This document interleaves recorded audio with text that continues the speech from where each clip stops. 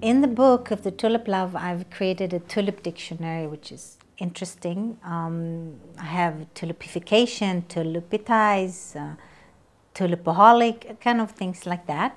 In terms of the archetypes, there are some coined words that I work with. For example, Regal Innocence.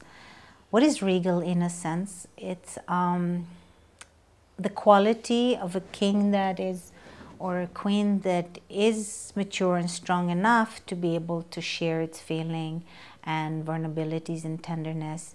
And that is amazing when people can be both in their power and also share their truth from their heart. It's really appealing, it's attractive, and I think we all would agree to that. So I encourage us to come from that place. So Regal Innocence. They kind of contradict each other, these qualities, but they work very well together if one holds in a sacred space and in a presence of owning one's own beauty and power and tenderness. Another aspect is the tender strength. It's a bit the same thing, but it's courage to be innocent. It's courage to be sensitive in an environment that might not embrace that or support that. It's very scary to share how one feels in a given moment that's maybe stress-based or somebody is scrutinizing you. Of course, one has to look for the right moment to share certain things, but I think we need to break those old molds and patriarchal ways of holding and being in a certain way, or being so cold and smart and detached. Those are the old ways. And so tender strength is really empowering. It's something we can use in our day-to-day life. For example, if somebody does something really painful to us, and stand up with strength and say, that is not okay with me. It really doesn't feel good when you do that. So one shares a vulnerability that was created, but one sets boundaries, says no, in a loving way. So tender strength. Also working with the regal selves, qualities have come up when we are kings and queens.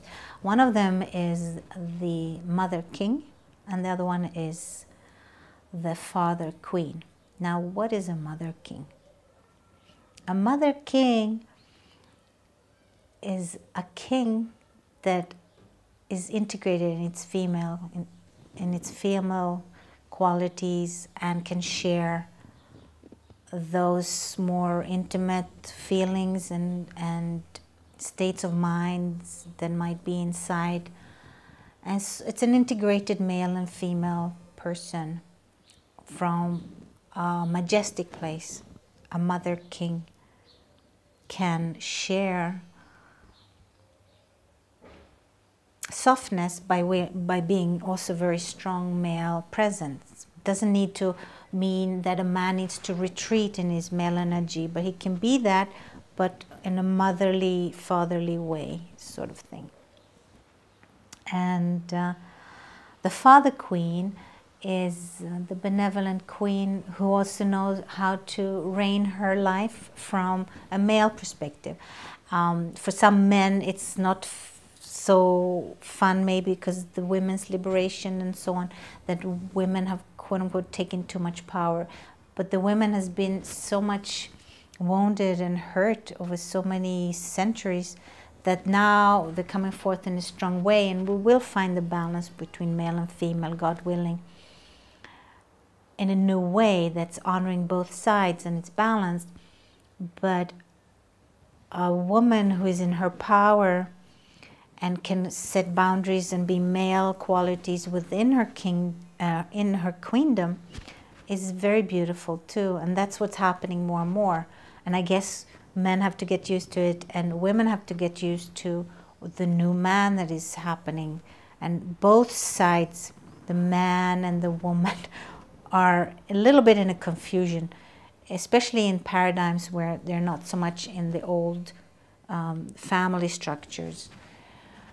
But we will find a way to, well, we are already finding ways to integrate those aspects in ourselves.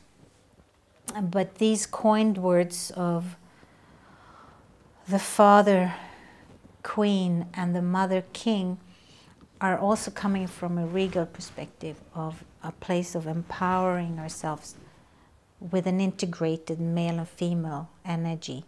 And the tulip actually is a perfect balance between male and female, because it looks like a male and female organ. It's very much a yin and yang. Also has 6 petals. It's like 2 triangles, like the yin and yang